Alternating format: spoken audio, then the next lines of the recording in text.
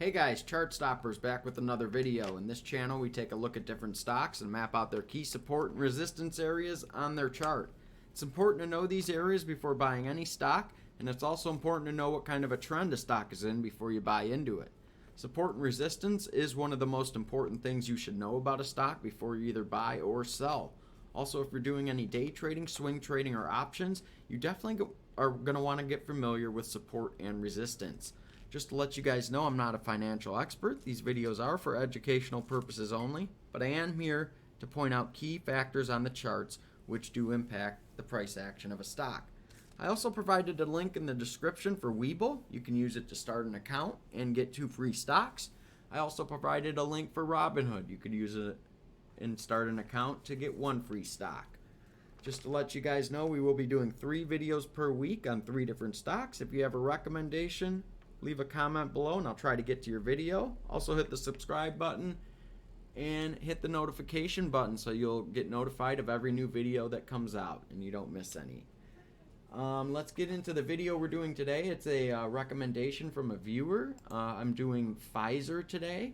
It's currently trading at $34.74. It's down 0.66% today. We're going to be going back on the daily chart all the way back to 2016 for this one.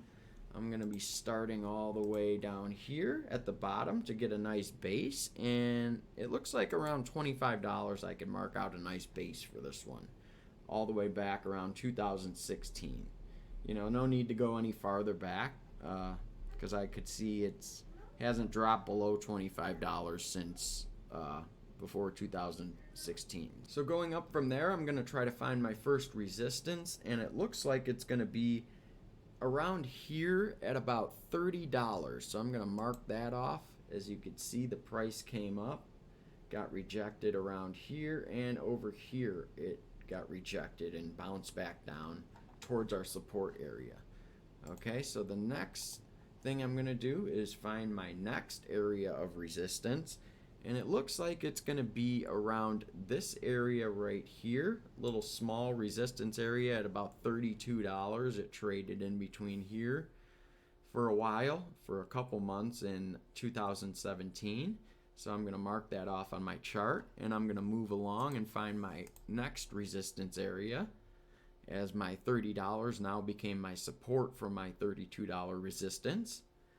And my next resistance looks like I can find it at $36 as my $32. Let me move my line up a little bit so it doesn't look like it's 31. Okay, so we have a 32 support now is going to be support to our 36 resistance in this area right in here. As you can see, it traded in between these 2 areas for a while back in the end of 2017 through the middle of 2018.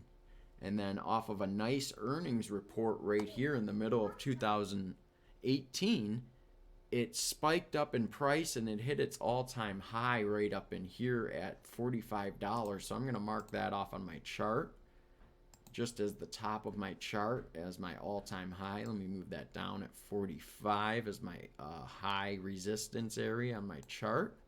It's going to be at about $45. Let me zoom out a little bit so you can see that better. And now I have to find support off of that $45 mark. Okay, so I'm going to grab another line, and I'm going to go ahead and I'm going to see where I could find that at. It looks like I see it right here at about $40. As I see the price came down, jumped back off that $40 line, hit it again, jumped back up, hit it again, and jumped back up. Okay, so that's a pretty good support there. And you could see right here another earnings report. Looks like it broke that $40 support and it dropped back. It dropped through our $40 support and it came all the way down to our $36 support. And it looks like our $36 support held up for a while here until this earnings report right here in January of 2020. And actually it might have been a combination of the earnings and because of COVID right here, it dropped it all the way down to our $30 support level down here. And then it came all the way back up here to, around $38. And you see the price has been kind of just jumping back up and down and in between these support and resistance areas, ever since. So right now, let me move my chart over and zoom in a little bit. As you could see, let me show you guys something before I zoom in on that. As you could see, when we mapped out our support and resistance areas over here back, this was 2017 and 18, and even in 2016 back in here, you see how they held up when we got over here to 2020. That's how you know when you have good support and resistance areas, that they hold up, even 4 years later, 3 years later, that they still hold up on the chart. So you can see our support and resistance held up over the years as we mapped out our chart, and that's a very good thing. Okay, now let me zoom in over here as to where we are currently with our price. And it looks like our price is in between our 36 resistance and our 32 support. So right now, I would be looking to see if this price action falls down to this 32 support. And I would be looking to buy somewhere in this area as it falls closer. Or I'd be watching to see if it breaks this 36 resistance, looking to see what it does as it gets closer to there. So that's our chart right there. And our price prediction for this one, I think with all the vaccines already starting to roll out and people starting to get vaccinated right now, I think the hype with all these vaccine stocks is fading. And I think it's starting to go into other sectors. I'm thinking with the virus starting to come to an end soon, probably in the summer and the fall, hopefully, maybe the winter, hopefully, with our fingers crossed.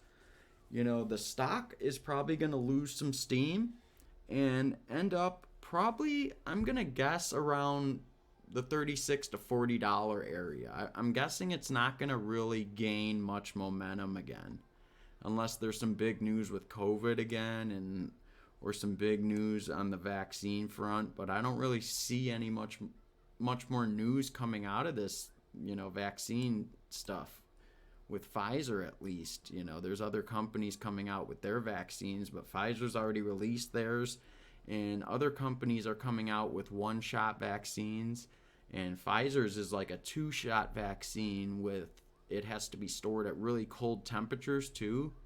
So I think they had their run, and their run's coming to an end, and I think they're just going to pretty much stay where they're at almost. Maybe they'll make it back up to around 40, but that's about it probably. They're probably just going to stay around that area until the end of the year. So that's my video on Pfizer. Hope you guys liked it. If you did, hit the like button, and we'll see you next time on Chart Stoppers.